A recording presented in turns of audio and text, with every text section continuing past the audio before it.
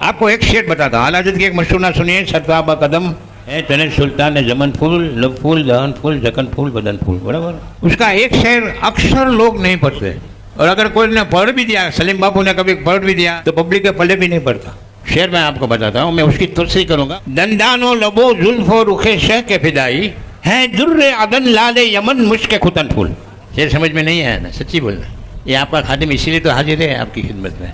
इस शेर में आला हज़रत फरमाते हैं, ए मेरे आका मौला सल्लल्लाहु अलैहि वसल्लम के लबहाय नाजुक के आशिको, ए मेरे आका मौला सल्लल्लाहु अलैहि वसल्लम के दंदाने मुबारक के आशिको, ए मेरे आका मौला सल्लल्लाहु अलैहि वसल्लम के लबहाय नाजुक के आशिको, ए मेरे आका मौला सल्लल्लाहु अलैहि वसल्लम की जुल्फे मुअम्मरी की खुशबू के आशिको, तुम जिस दाद के आशिक हो, ये मामूली दाद नहीं है बल्कि दुर्र अदन है। अब सुनो, दुर कहते हैं मोती को, और अदन एक मुल्क का नाम है। अदन का मोती बहुत मशहूर है। आला हज़रत का जनरल नॉलेज भी देखो, दुनिया में 3 जगह का मोती मशहूर है, जर्मनी, फ्रांस और अदन।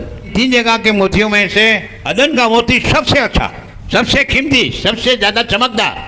अदन के मोती के लिए माहिरीन यहाँ तक कहते हैं कि अगर एक डब्बी के अंदर में अदन का मोती बंद करो और अंधेरे कमरे में चले जाओ, बिल्कुल लाइट न रखो, खिड़की में से भी पर्दे लगा दो, कहीं से बाहर से लाइट ना है, और फिर उस कमरे, अंधेरे कमरे में जाकर अदन का मोती वाला जो डब्बा है, डिबिया है, उसको खोलो तो पूरा कमरा रोशनी से भर जाएगा। और आला हज़रत की आदत करीमा थी कि जब भी आला हज़रत सरकार के किसी उजवे पाक की मिसाल देते थे तो हमेशा ऐसी चीज से मिसाल देते थे कि उससे बढ़ के कोई चीज होती नहीं। आला हज़रत ने अदन का मोती कहा, इसलिए कहा, बुखारी शरीफ की एक हदीस आला हज़रत की नज़र के सामने थी। बुखारी शरीफ की हदीस है कि हज़रत उम्मुल मोमिनीन महबूब रब्बुल आलमीन सैयदतना आयशा सिद्दीक़ा रज़ियल्लाहु ताला अन्हा फरमाती हैं कि एक मरतबा रात के वक्त में कुछ सी रही थी। उस ज़माने में लाइट तो थी नहीं, दिए जलाए जाते थे।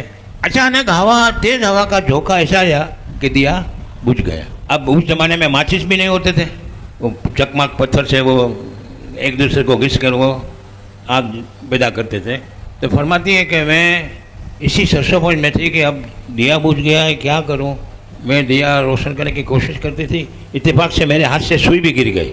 अब फरमाती है कि अब दोहरी मुसीबत हो गई, एक तो दिया बुझ गया, ऊपर से सुई भी गिर गई, अंधेरे में कहीं पाँव में छुप न जाए। इसी सोचो फिक्र में थी कि क्या देखती हूँ कि आफ्ताब रिसालत महताब नबूवत सरकार दो आलम सल्लल्लाहु अलैहि वसल्लम मेरे हुजरे में तशरीफ लाए, और आते ही सरकार ने तबस्सुम फरमाया तो सरकार के दंदान मुबारक जाहिर हुए, और दंदान से ऐसी रोशनी निकली कि मेरा पूरा कमरा नूर से भर गया, और उस नूर की रोशनी में मैंने अपनी गुमशुदा सुई को पा लिया।